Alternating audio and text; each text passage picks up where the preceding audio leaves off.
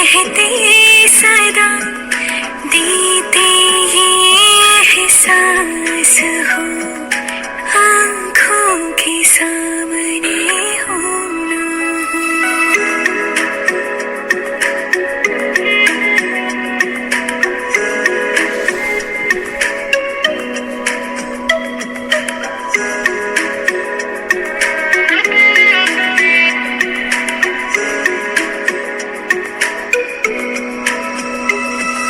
सूरज के संग जैसे किरणें, नहीं चांद से चांदनी दूर। शिव शक्ति का ऐसा मिलन, तुम बिन मेरा नहीं वजूद। मधुबन क्यों ना बने मन मेरा, भगवान का जिसमें वास हो, आँखों के सामने होना हो। मेरे दिल के बाबा पास हो, मेरे संग संग रहते सदा देते ये एहसास हो, आँखों के सामने होना हो।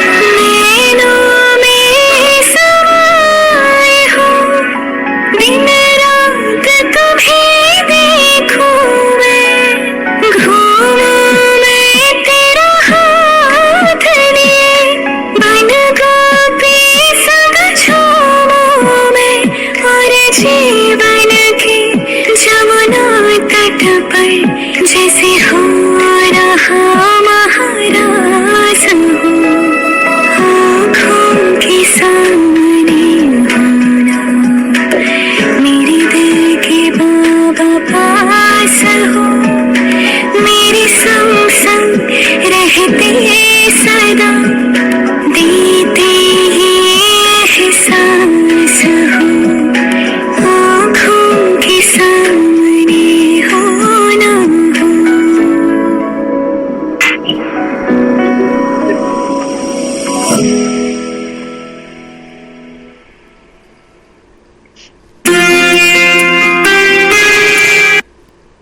आज के सत्र में आप सबका हार्दिक स्वागत है।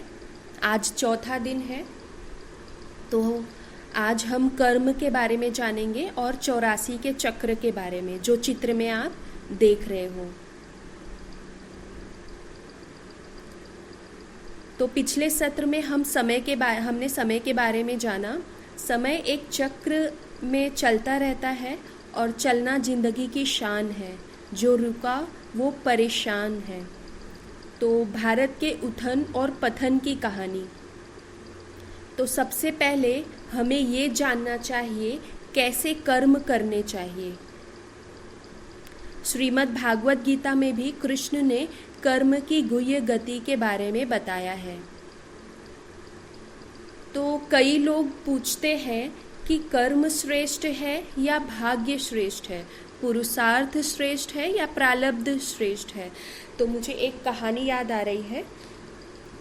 तो एक जगह 3 लोग बहस कर रहे थे कि मैं श्रेष्ठ हूँ, मैं श्रेष्ठ हूँ। तो वहाँ से एक राजा जा रहे थे।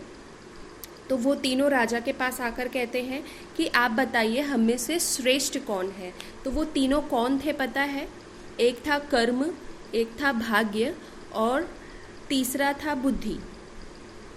तो राजा ने कहा इसके लिए तो प्रमाण की जरूरत है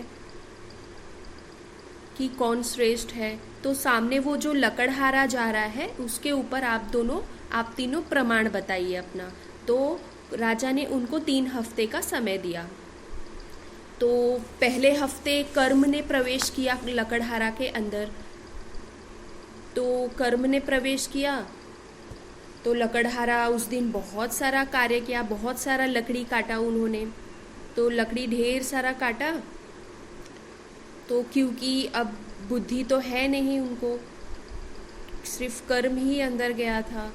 तो उन्होंने ढेर सारा जो लकड़ी काटा था, तो जितना हाथ में आया उतना लकड़ी लिया, बाकी का लकड़ी रख दिया। बोले इतना कैसे लेकर जा सकता हूँ, तो आधा लकड़ी रख दिया, आधा लेकर गए और उतना ही बेचा, और उतना ही जितना हमेशा बेचा करता था वो उतना बेचा, और उतना ही पैसा उसे मिला। ऐसे ही फिर जब वापस आया देखा तो जो बाकी की लकड़ी काट कर रखी हुई थी वो चोरी हो गई, क्योंकि भाग्य तो था नहीं ना साथ में। फिर ऐसे ही 1 हफ्ते तक चलते रहा। वो बहुत मेहनत करता लेकिन पैसा उतना ही कमाता जितना पहले कमाता था। तो फिर दूसरे हफ्ते भाग्य ने प्रवेश किया उसके अंदर।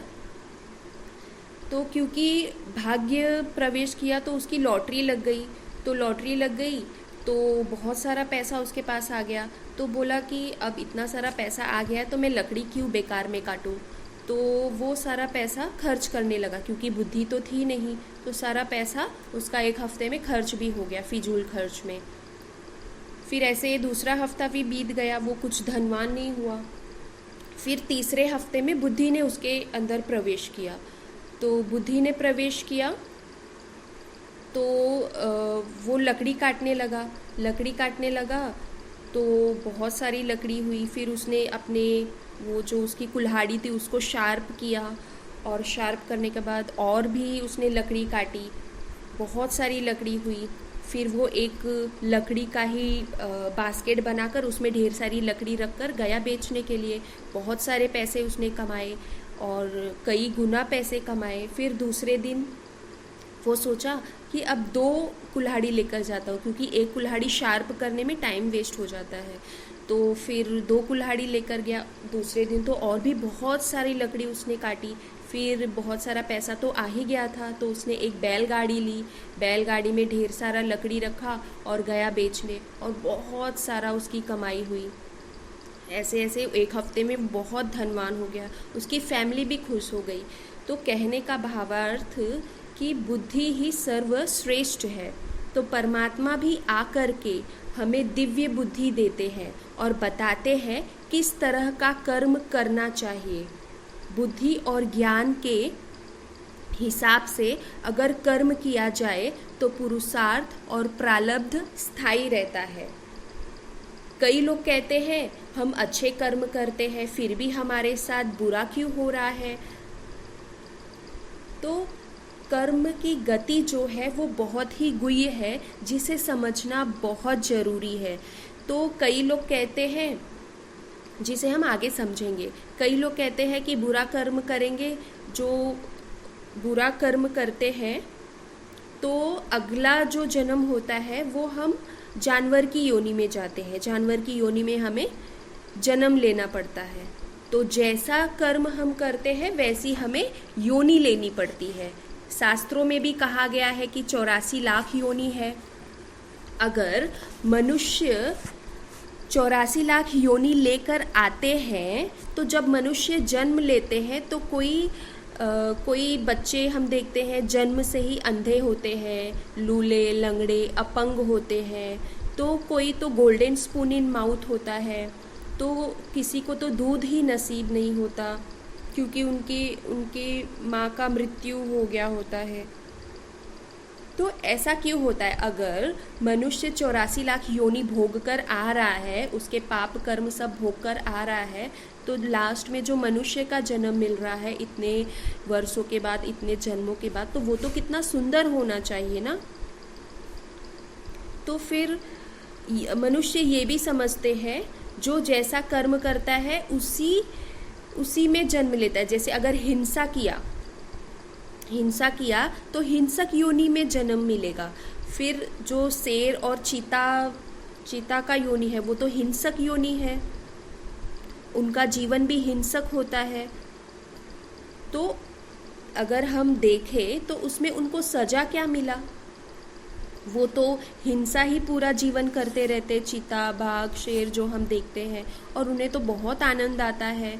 और अगर हिंसा करने से हिंसक योनि में जन्म मिला है, तो हिंसा से तो संस्कार और भी कड़ा हो गया ना। जो शेर हिंसा जीवन भर करेगा तो उसका जो संस्कार है वो संस्कार तो कड़ा हो जाएगा ना। और भी तो कर्म का फल तो तब कहेंगे ना जब पश्चाताप हो, आंखों में पश्चाताप का आंसू आए। तो अगर हम चेक करें तो जानवरों की जो योनि है भोगनाओं की योनि नहीं है। ऐसे हम क्यों सोचते हैं कि ये जो जानवर की योनि है वो भोगनाओं की योनि है। अभी देखो पक्षी, देखो कितने आनंद में उड़ते रहते आकाश में, कितने आज़ादी से, उनको ना कोई टेंशन है ना फिक्र है। अभी शाम को उनको कितने भी दाने दे दो वो दाने को देखेंगे भी नहीं, वो अपने घर पे चले जाएंगे बेफिक्र होकर। उनको दूसरे दिन का भी कुछ टेंशन नहीं होता है कि दाने कुछ दूसरे दिन के लिए रख लूँ। और इंसान को देखो, सबके चेहरे कैसे हो गए हैं, स्ट्रेस, डिप्रेस्ड। और बीमारी तो हम देख ही रहे हैं कितना फैल रहा है अलग अलग तरह का। तो कहने का भावार्थ है कि भोगना की योनि जानवरों की कहेंगे कि मनुष्य की कहेंगे? क्या कहते हो आप चैट में बताएंगे। तो देखते हैं जो प्राणी होते हैं, जो जानवर होते हैं, वो मनुष्य की तरह भोगना नहीं भोगते हैं। अभी हम देख रहे हैं कि मनुष्य कितनी भोगनाओं से गुजर रहे हैं। जैसे भय, अभी हर किसी को भय है कि मुझे ना वायरस पकड़ ले, मुझे ना कोई बीमारी हो जाए। अपने परिवार की चिंता, फिर डिप्रेशन, कितने तो सुसाइड कर रहे हैं।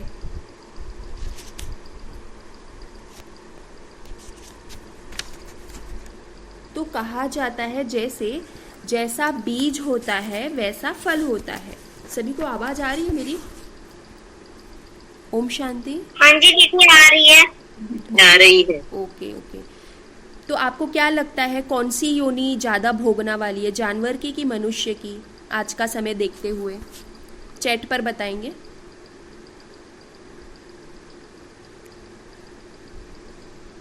मनुष्य की। Very good. तो कहा जाता है जैसे बीज वैसा फल। तो जब अगर हम आम का बीज बोएंगे तो क्या उगेगा बताएंगे? अगर हम आज का आम का बीज उगाते हैं तो उसमें से कौन सा फल मिलेगा हमें? आम का ही मिलेगा। आम का ही मिलेगा। केला और संतरा तो नहीं मिलेगा ना।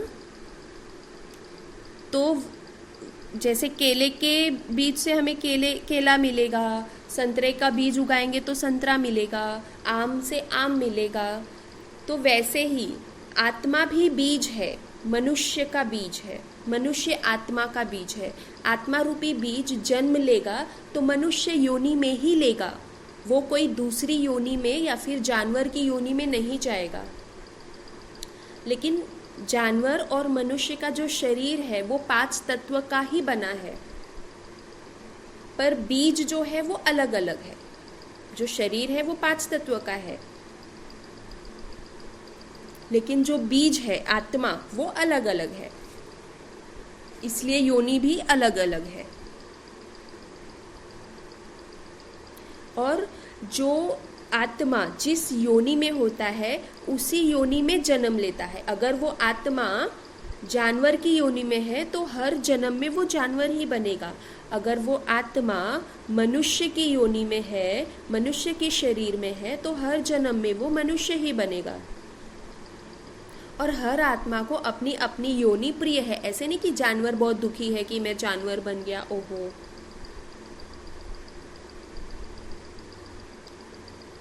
तो जैसे अनाज में कीटाणु पड़ गए हैं, तो अगर हम उसे धूप में रखते हैं तो वो क्या करते हैं, अपनी जान बचाने के लिए यहाँ वहाँ भागने लगते हैं। तो इससे क्या पता चलता है कि उन्हें भी अपनी योनि प्रिय है। तो जितने भी, अभी इसका साइंटिफिक प्रूफ भी है, जितने भी मनुष्य को अपना पिछला जन्म याद आया है, आप न्यूज़ भी देखते रहोगे, आप यूट्यूब पे भी स्टोरीज देख सकते हो, जितने भी मनुष्य को अपना पिछला जन्म याद आया है, किसी ने भी ये नहीं कहा है कि पिछले जन्म में मैं जानवर था, किसी ने भी नहीं कहा है आज तक। हर किसी ने यही कहा है कि मैं मनुष्य था, फलाने का पति था, बेटा था, मेरी इस तरह से मृत्यु हुई। किसी ने भी आज तक ये नहीं कहा मैं दूसरे जानवर की योनि में था। और हिप्नोटाइज करके पिछले जन्म में ले जाते हैं, कितने भी पीछे जन्म में ले जाए, लेकिन उन्होंने यही कहा कि हर जन्म में मैं मनुष्य ही था। अब तो मॉडर्न साइंस भी मानने लगा है मनुष्य मनुष्य ही बनता है, क्योंकि बहुत सारे रिसर्च हुए हैं फॉरेन में इसके।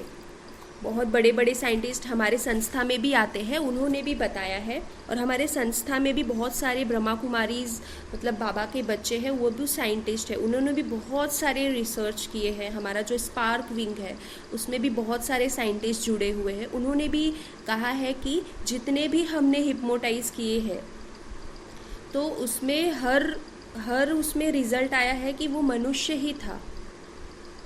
फिर दूसरा प्रश्न आता है कि कई लोग हैं गलत कार्य करते हैं फिर भी खुश रहते हैं, मजे से जीवन जीते हैं,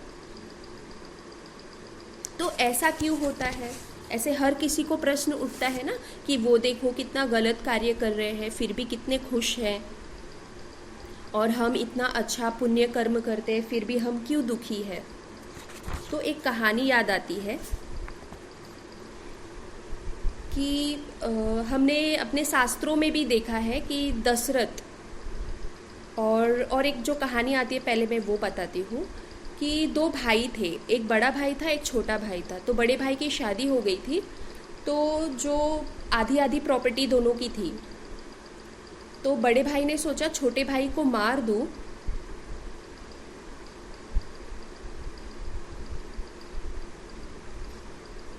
तो छोटे भाई का जो प्रॉपर्टी था उस पर बड़े भाई को लालच आ गया, तो उसने सोचा छोटे भाई को मार डालता हूँ तो उसकी सारी प्रॉपर्टी मेरी हो जाएगी। तो दोनों भैया और भाभी जो थे वो उसको खाने में जहर देकर मार डालते हैं। फिर कुछ वर्षों के बाद उनके घर में एक पुत्र का जन्म होता है। तो पुत्र का जब जन्म होता है बहुत खुशी होती है उनको, बहुत हैप्पी जीवन जीने लगते हैं। फिर कुछ सालों के बाद वो बीमार पड़ जाता है, उसे बहुत बड़ी बीमारी पड़ जाती है। हर वक्त वो बिस्तर पे ही रहता है, घर में दुख मातम छाया रहता है। अब वो तो बच्चा है, बच्चे से तो मोह प्यार तो होता ही है।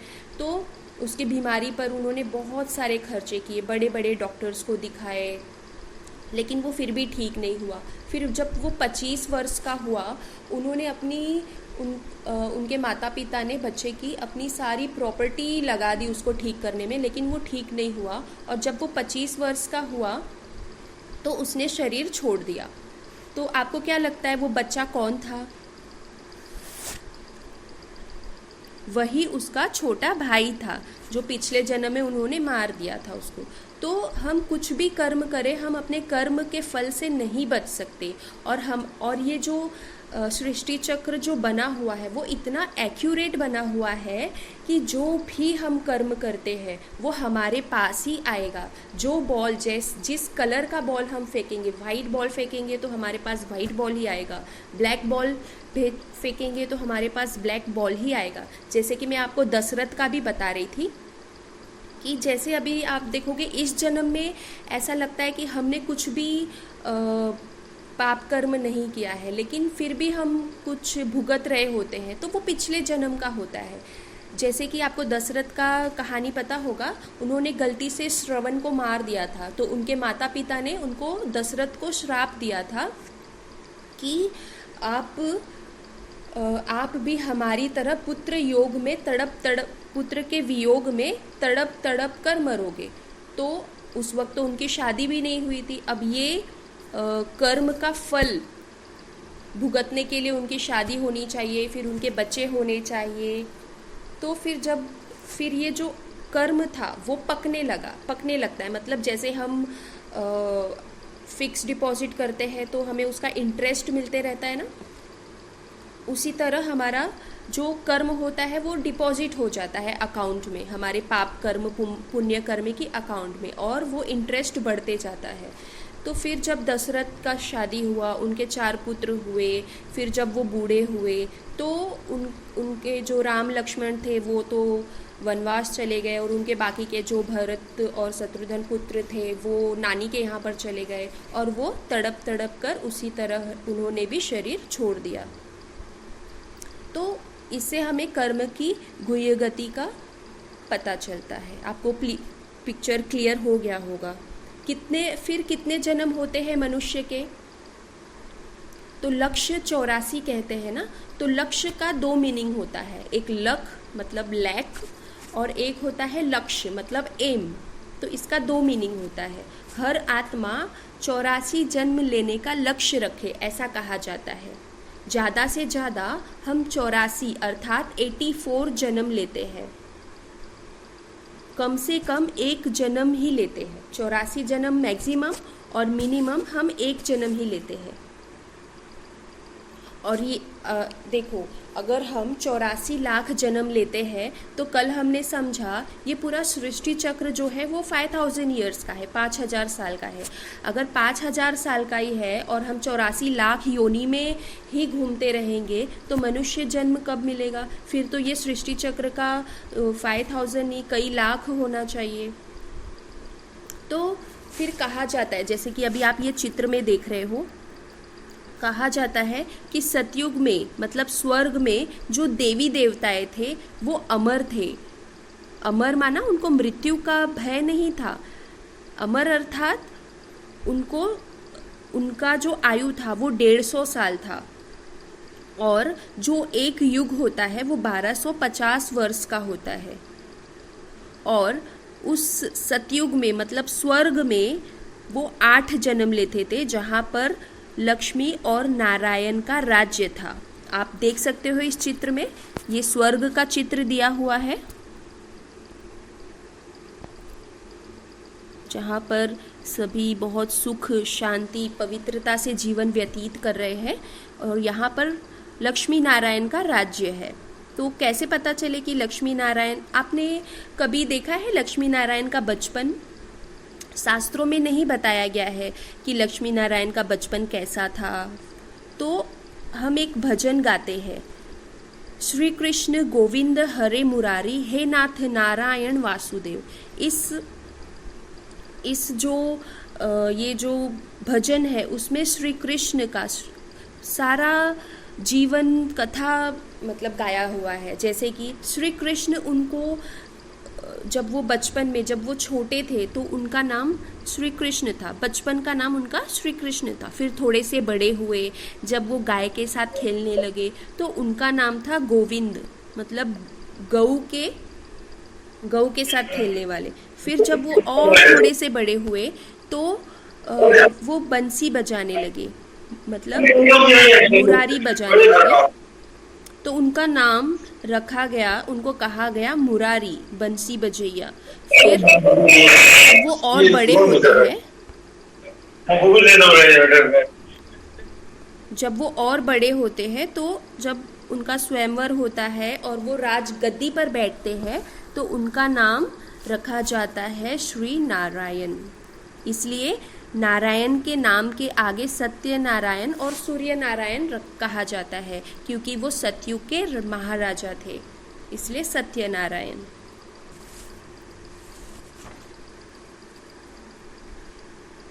हम ये भजन तो गाते आए हैं, है ना, भक्ति मार्ग में, लेकिन इसका यथार्थ जो मीनिंग है वो नहीं समझ पाए। तो सतयुग में श्री कृष्ण का 8 जन्म होता है, तभी तो हम कहते हैं ना उनका जो जन्मदिन मनाते हैं श्री कृष्ण का, तो कहते हैं ना कि जन्माष्टमी अर्थात उनके 8 जन्म का हम सेलिब्रेशन करते हैं। तो सतयुग में आप देख रहे होंगे ये स्टेप्स दिख रहे हैं आपको, गोल्डन स्टेप्स, ये एक जन्म का प्रतीक है। तो आप देखोगे 8 स्टेप्स है। तो ये सतयुग में 1250 वर्ष का ये एक सतयुग युग होता है, उसे सूर्यवंशी कहते हैं। यहाँ पर 8 जन्म होता है और जो भी आत्माएं वहाँ पर लक्ष्मी नारायण के युग में होते हैं वो 100% प्योर, जिसको कि 16 कला संपूर्ण हम कहते हैं। और वहाँ पर एक ही धर्म था, देवी देवता धर्म, और वहाँ का पॉपुलेशन जो था वो 9 लाख से स्टार्ट होता है। और जब 8वां जन्म होता है श्री कृष्ण का, तो वहाँ पर 2 करोड़ पॉपुलेशन होता है। फिर आता है त्रेता युग।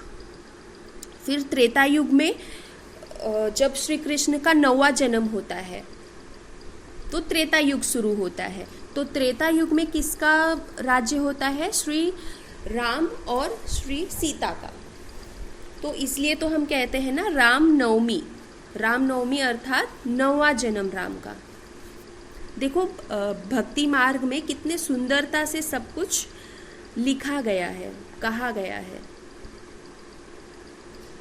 और जिसको हम सिल्वर एज भी कहते हैं, सतयुग को हम गोल्डन एज कहते हैं क्योंकि वो सोने की दुनिया होती है, और त्रेता युग को हम सिल्वर एज कहते हैं। यहाँ पर ये युग भी 1250 वर्ष का है। जैसे कि आपने कल स्वास्तिक में देखा था ना कि चारों युग एक बराबर है। तो सतयुग, त्रेता, द्वापर, कलयुग, जो चारों युग है, चारों भी 1250 वर्ष का है। टोटल 5000 वर्ष का होता है। जैसे कि दिन और रात सेम आवर्स के होते हैं ना, वैसे ही। और यहाँ पर 12 जन्म होता है क्योंकि यहाँ पर आयु कम हो जाती है 125 वर्ष की, 125 वर्ष की हो जाती है, इसलिए जन्म बढ़ जाता है, 8 से 12 हो जाता है। और कला जो है 16 से 14 हो जाता है।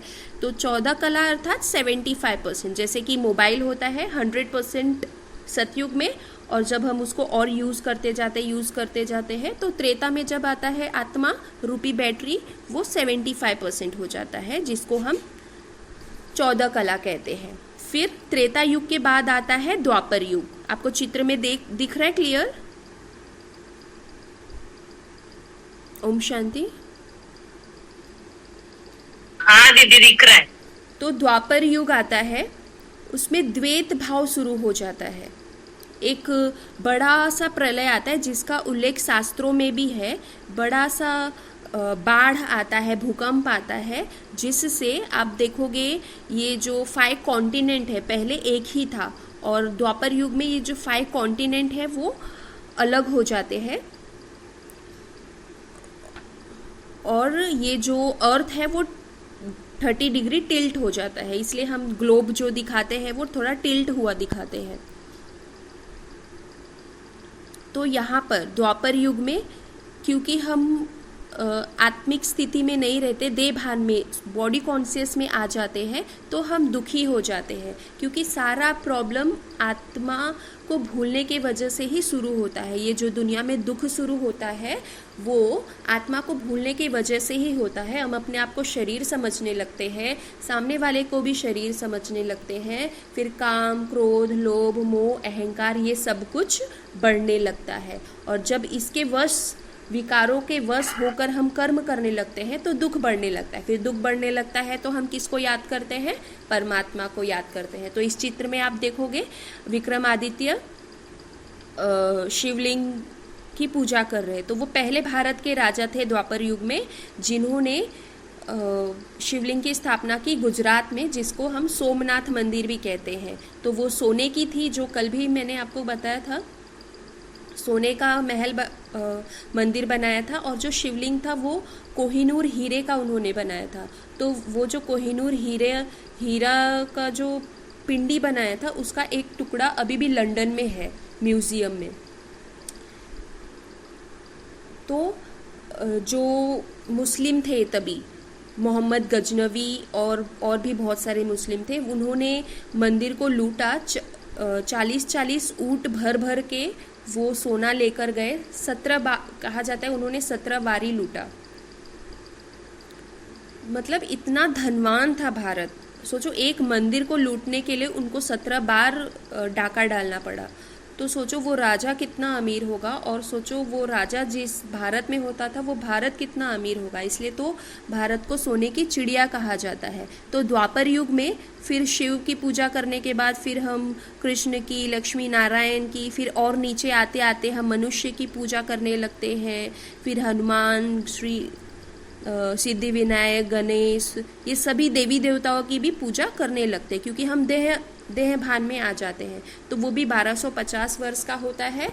उसमें 21 जन्म होता है क्योंकि अकाल मृत्यु शुरू हो जाती है, और वहाँ पर 8 कला होता है। मतलब आत्मा जो है वो 50% बैटरी हो जाती है।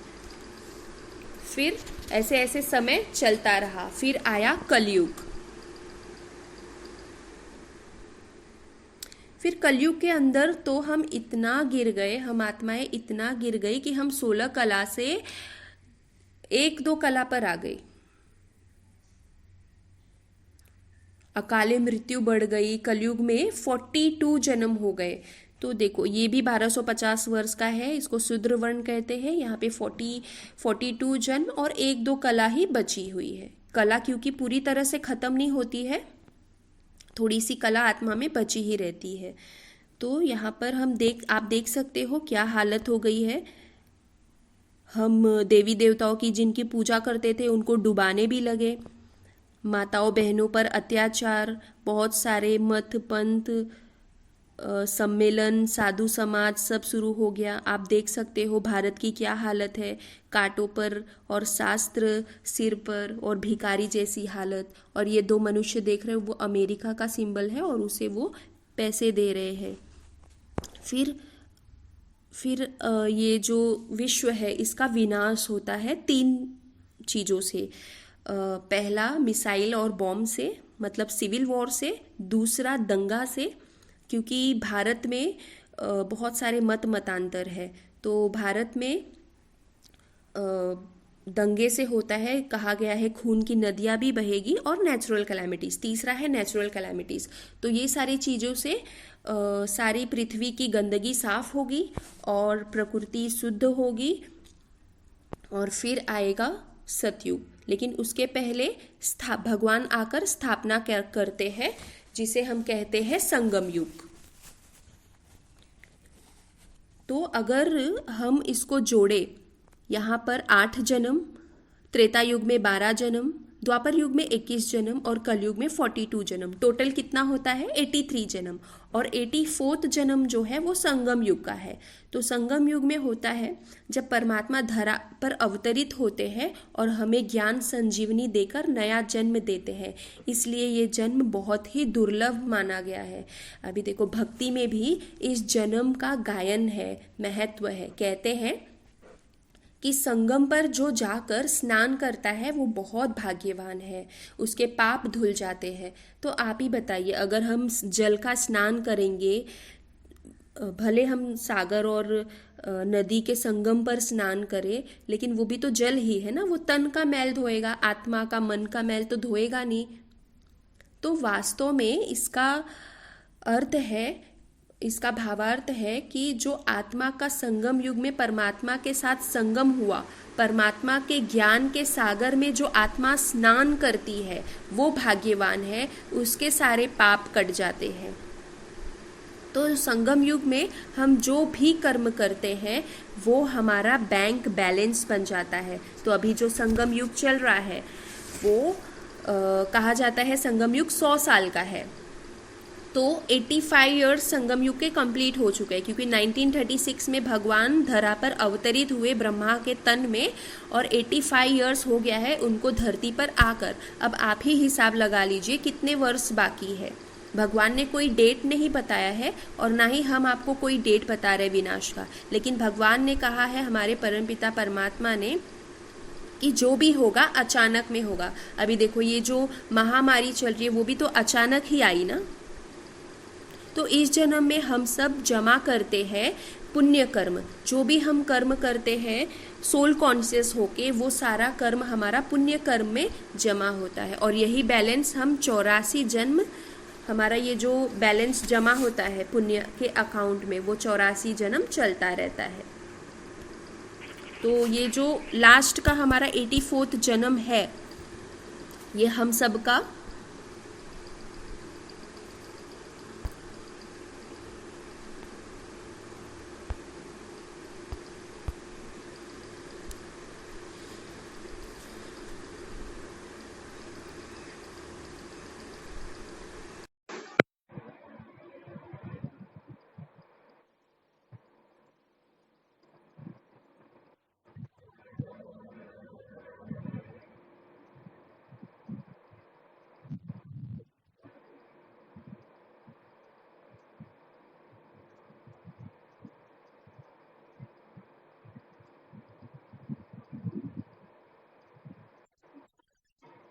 ओम शांति।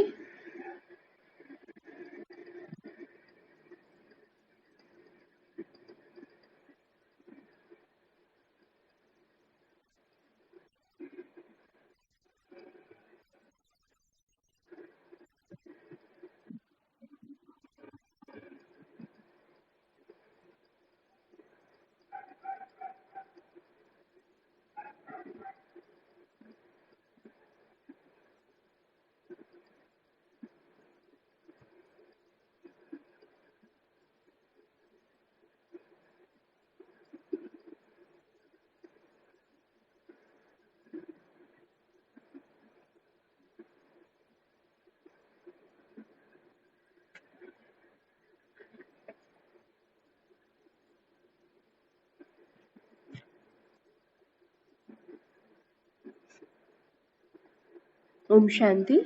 तो ये जो हमारा 84th जन्म है, आवाज आ रही है सभी को? तो ये जो हमारा लास्ट जन्म है वो हमारे 84 जन्म जो आने वाला कल्प है उसका आधार है। अभी हम कमाई कर रहे हैं, फिर 84 जन्म हम सुखी रहेंगे अगर हम यहाँ पर पुण्य कर्म करेंगे। तो 21 जन्म हम प्रारब्ध मिलता है द्वापर युग से, फिर जो हम संस्कार अभी भरते हैं दान पुण्य का। अभी देखो हम योग में क्या करते हैं, भगवान से शक्ति भरते हैं और सभी को प्रदान करते हैं, सब जगह वाइब्रेशन फैलाते हैं। तो ये संस्कार जो हमारा है वो द्वापर युग में इमर्ज होगा और उसी प्रकार हम कर्म करेंगे और उसी प्रकार फिर हमें प्रारब्ध मिलेगा दान पुण्य करने का, लोगों को मदद करने का। फिर कलयुग में कर्म भ्रष्ट धर्म भ्रष्ट हो गए, यहाँ तक कि बुद्धि भी भ्रष्ट हो गई, बिल्कुल हम खाली हो जाते हैं। और कलयुग में भी जाने अनजाने हम गलत कर्म करने लगते हैं। कभी कभी तो जानबूझकर करते हैं और कभी अनजाने में भी कर। तो अनजाने में कैसे करते हैं, जैसे अगर हमने किसी भिखारी को 10 रुपए दे दिया और उसने जाकर उस 10 रुपए का चाकू खरीद कर किसी को मार दिया, या फिर उसने शराब पीकर अपने बीवी को मार रहा है, तो वो सारा पाप कर्म किसके खाते में जाएगा? तो कभी हम सोचते हैं हमने तो कभी कोई पाप कर्म किया ही नहीं। तो इस तरह से जाने अनजाने भी हम कभी कभी पाप कर बैठते हैं। तो कभी कभी ये भी होता है जाने अनजाने में, और कभी कभी हम पिछले जन्म में कुछ ऐसे कर्म किए रहते हैं जो इस जन्म में हमें भुगतना पड़ता है। जैसे कि आपको श्रवण कुमार और दशरथ का कहानी बताया। फिर भीष्म पितामह का भी आपको पता होगा कहानी, कि भीष्म पितामह एक बार जा रहे थे तो उनके रथ के सामने सांप आ गया। तो उन्होंने अपने सैनिकों को कहा कि ये सांप को वो दीवार के पीछे फेंक दो, नहीं तो ये मर जाएगा हमारे रथ से दबकर। तो उनके सैनिक ने क्या किया, उठाकर उसको दीवार के पीछे फेंक दिया, लेकिन दीवार के पीछे कांटे थे तो सांप तड़प तड़प कर उस कांटे चुभ रहे थे और वो तड़प तड़प कर मर गया। फिर महाभारत युद्ध में आपको पता ही है क्या हुआ। भीष्म पितामह उस बाण के सैया पर लेटे हुए थे और वो अपना हर जन्म देख रहे थे, मैंने ऐसे कौन सा पाप किया है जो मैं इतना दर्द सहन करना पड़ रहा है मुझे। तो वो हर जन्म चेक कर रहे थे पर उन्हें किसी भी जन्म में कोई भी गलती दिखाई नहीं दी। फिर श्री कृष्ण से उन्होंने पूछा तो उन्होंने उनका वो जन्म दिखाया जिसमें उन्होंने उस सांप को कहा था कि दीवार के पीछे फेंकने के लिए। तो अभी देखो अनजाने में ही उन्होंने कहा, मतलब उनका इंटेंशन तो अच्छा था कि सांप बच जाए, वो दबे नहीं, लेकिन गलती से वो कांटों में गिर गया, लेकिन उसका जो दंड है, जो भोग है, उनको भुगतना ही पड़ा। तो संगम पर भगवान आते हैं और हमें श्रेष्ठ कर्म करना सिखाते हैं। पाप कर्म कैसे भस्म करना है उसकी विधि भी बताते हैं। जो हमने 63 जन्मों से, द्वापर युग से जो हम पाप करते आए हैं, उसका भी जो गठरी हमारे सर के ऊपर है उसको भी कैसे भस्म करना है वो भी सिखाते हैं, और आगे आने वाले समय में पुण्य कर्म कैसे करना है वो भी सिखाते हैं। तो श्रेष्ठ कर्म का जो बीज है, अभी कोई भी बीज आपको उगाना होता है तो उसके लिए क्या चाहिए, धरती चाहिए, जमीन चाहिए। तो वो धरती कैसी होनी चाहिए, चरित्रवान होनी चाहिए। हमारा जीवन रूपी अगर आपको श्रेष्ठ कर्म का बीज उगाना है तो हमारा जो जीवन रूपी धरती है वो चरित्रवान होना चाहिए। फिर और क्या चाहिए? बीज के लिए खाद चाहिए। तो वो खाद क्या है? भगवान का श्रीमत, जो भगवान धरती पर आकर हमें डायरेक्शन देते हैं। क्योंकि हम मन मत, पर मत, रावण मत के पर चल चल के तो कितना पाप इकट्ठा कर लिए, देखो दुनिया की क्या हालत हो गई। तो अभी श्रीमत पर मतलब भगवान की मत पर हमें चलना है। तो फिर और क्या चाहिए बीज के लिए? पानी चाहिए, जल चाहिए। तो भगवान का जो ज्ञान अमृत है, जो भगवान रोज आकर सुनाते हैं हमें, जिसे हम मुरली कहते हैं, वो ज्ञान अमृत भी हमें रोज अध्ययन करना चाहिए। फिर उस बीज को फलीभूत होने के लिए धूप भी चाहिए। तो वो धूप क्या है? तो भगवान से जब हम योग लगाते हैं अपने परमपिता परमात्मा से, जो राजयोग मेडिटेशन आप सीख रहे हो, तो उससे भगवान के गुण शक्तियां जो मिलती है वो धूप का काम करती है। तो उससे क्या होगा? श्रेष्ठ फल उत्पन्न होगा। फिर हमें ये भी ध्यान देना पड़ेगा कि इस फल को चिड़िया ना खा जाए। तो चिड़िया कौन सी? अहंकार, कुसंग। तो विकार रूपी चिड़िया, काम क्रोध लोभ मोह अहंकार रूपी जो चिड़िया है, उनसे इस फल को बचाना है। जब बीज श्रेष्ठ होगा तो फल जो है वो कैसा होगा? एकदम श्रेष्ठ। तो हमारे जीवन में कैसा फल होगा? कैसे पता चलेगा कि श्रेष्ठ फल है? हमारे जीवन में संतुष्टता आएगी, प्रसन्नता आएगी। तो कभी हमारे जीवन में कर्म भोग आएगा, लेकिन क्योंकि परमात्मा की शक्ति हमारे पास होगी तो वो कर्म भोग भी एकदम खेल की तरह लगेगा।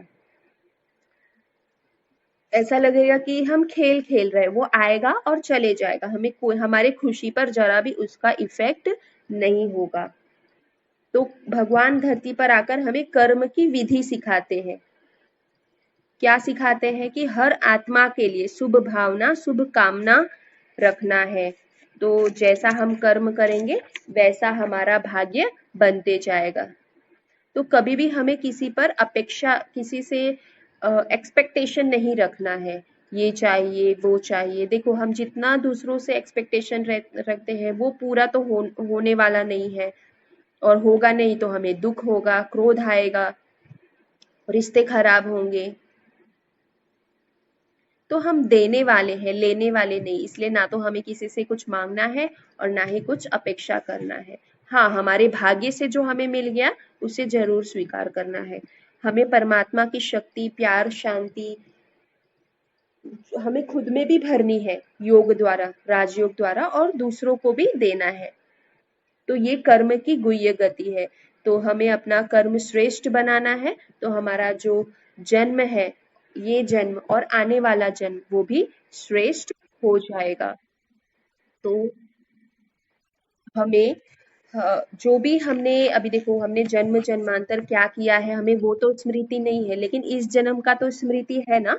तो हमें क्या करना है कि रोज हर आत्मा से माफी मांगनी है। अभी आपको जरूरी नहीं है कि आप उनसे जा जाकर हर किसी से माफी मांगो, नहीं। आप उनसे सच्चे दिल से मन में ही माफी मांगोगे, योग द्वारा माफी मांगोगे और उनको उनसे शुभ भावना, शुभ कामना करोगे, तो भी आपका जो हिसाब किताब है वो चुक्त हो जाएगा और जो आने वाली परिस्थिति है उससे आप बच जाएंगे। तो कैसे माफी मांगनी है वो हम अभी मेडिटेशन में सीखेंगे। तो सभी रेडी हैं? सभी सीधे होकर बैठ जाए।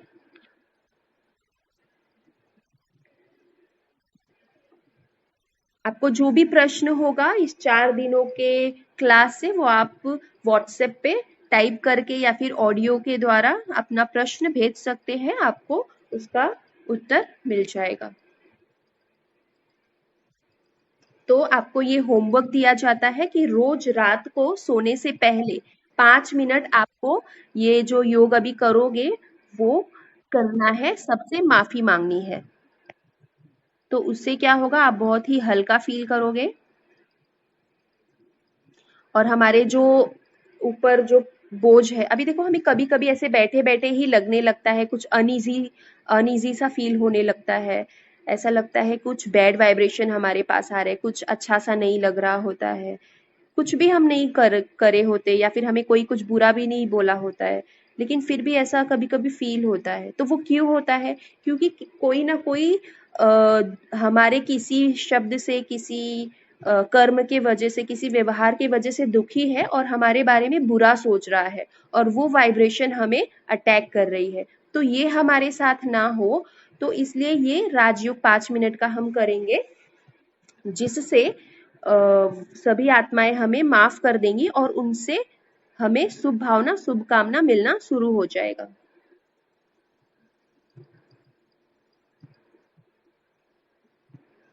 तो सभी सीधे होकर बैठ जाए।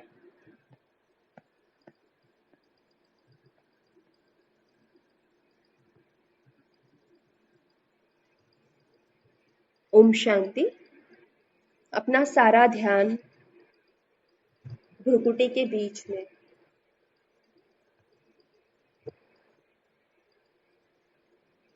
मैं एक शांत स्वरूप आत्मा हूँ। मैं वही देवी देवता हूँ। मैं सतयुगी देवी देवता हूँ। मैं देवकुल की आत्मा हूँ। मैं श्रेष्ठ आत्मा हूँ।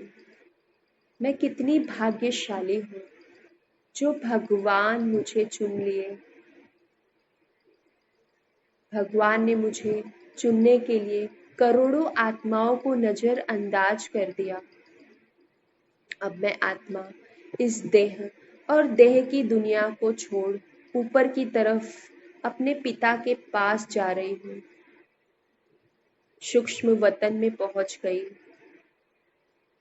मेरे सन्मुख मेरे बाप दादा बैठे हैं। शिव बाबा ब्रह्मा तन में भ्रुकुटी के बीच में देखे अपने पिता को। ब्रह्मा बाबा के भ्रुकुटी के बीच में। बाबा, मुझे उन सभी आत्माओं से क्षमा याचना करना है जिनको मैंने जाने अनजाने में दुख दिया है। बाबा ने मेरे सन्मुख एक बड़ा सा स्क्रीन वीडियो की तरह चालू कर दिया, जिसमें मेरे बचपन से लेके आज तक के कर्म की बातें दिख रही है, वीडियो की तरह। बचपन में स्कूल में मैं किस तरह स्कूल में मेरा समय बीता, क्या क्या हुआ मेरे साथ। किसी को मैंने दुख दिया, किसी ने मुझे दुख दिया। बचपन की कोई बात पकड़ कर रख ली। फिर कॉलेज का समय,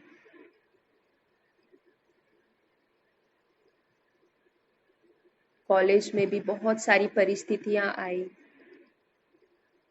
कुछ अच्छा भी हुआ, कुछ बुरा भी हुआ। कोई मुझसे नाराज भी हुआ, मैं भी किसी से नाराज हुआ।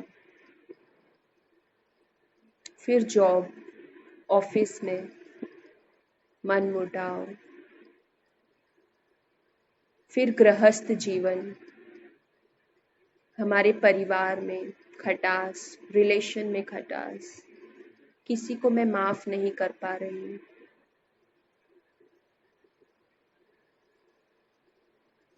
अपने जीवन की इस रील को देखते देखते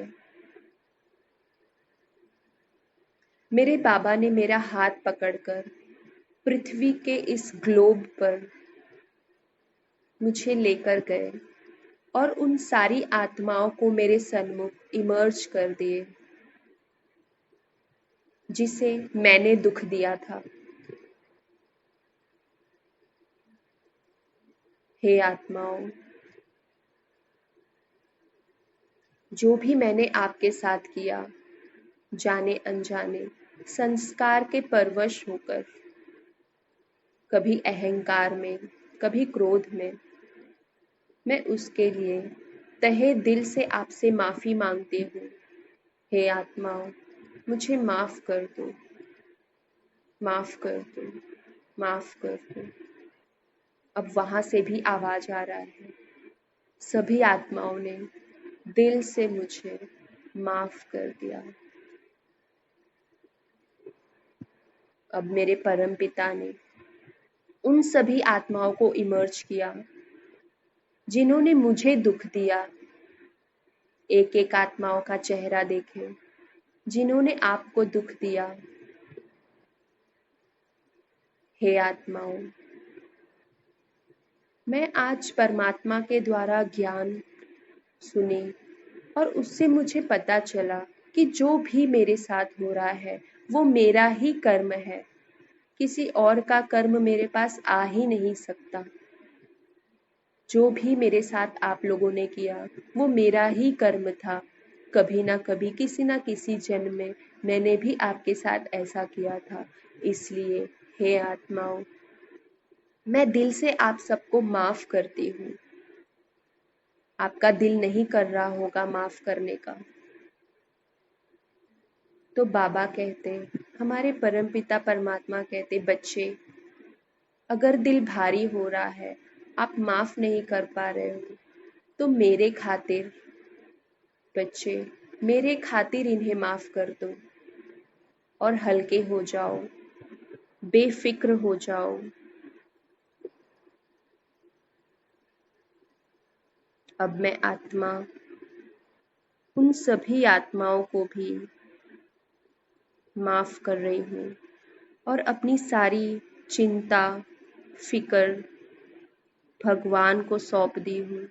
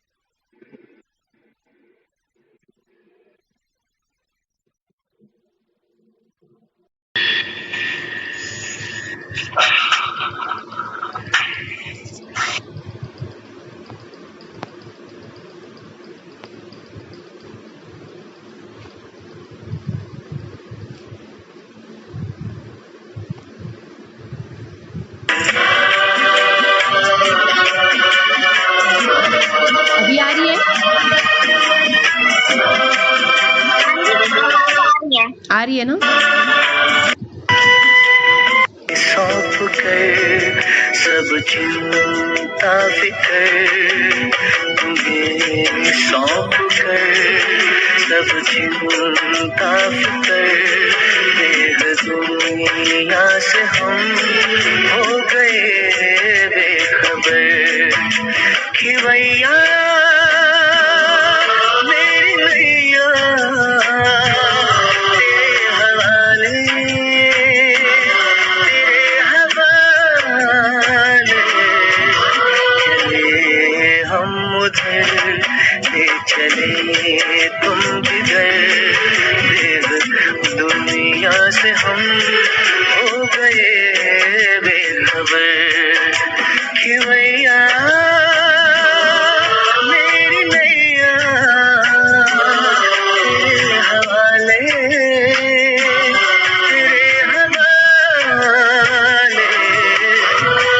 ये सौ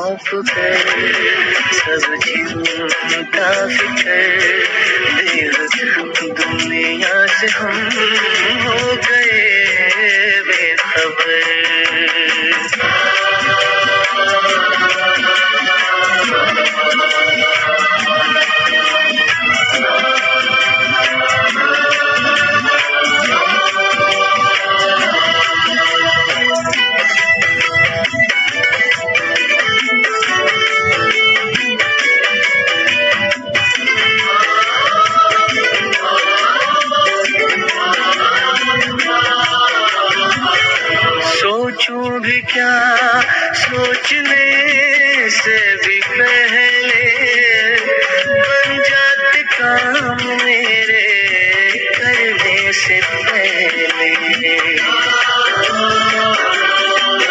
ओ सोचूं भी क्या सोचने से भी पहले, बन जाते काम मेरे करने से पहले, बन जाते काम मेरे करने से पहले।